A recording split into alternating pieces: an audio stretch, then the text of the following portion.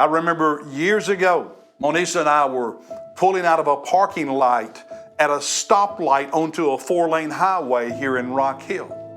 The light was green and we pulled out, and the next thing I knew, there was a loud bang as another car coming on that 4-lane had run the red light and broadsided us on the driver's side. My head bounced off the driver's window, and I remember the car was pushed to the right, and I looked at my wife and I said, "What happened?" She had to tell me somebody hit us, ran the red light, because I was dazed. And I have to tell you, ever since that experience, when I go through an intersection, I'm constantly looking to my left and to my right.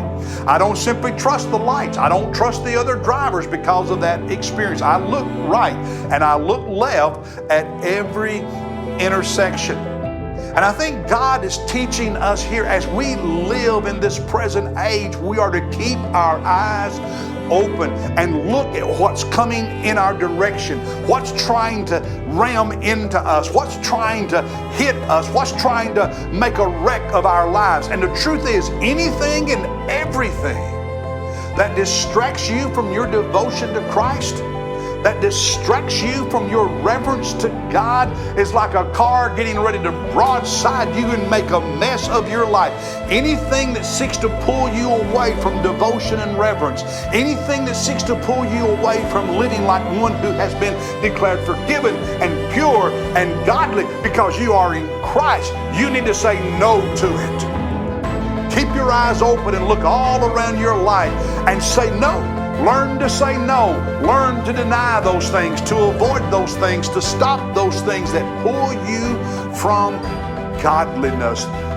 God's grace, when you live in it, teaches you to say no.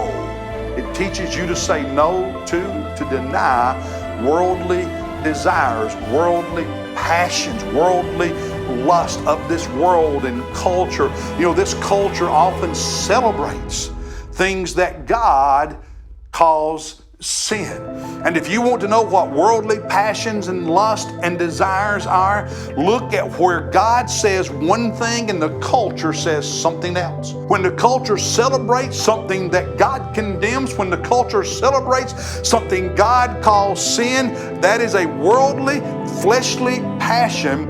And God says His love in Christ and your new status in Jesus moves you, teaches you, compels you, motivates you to say no to anything the world celebrates that God says is wrong.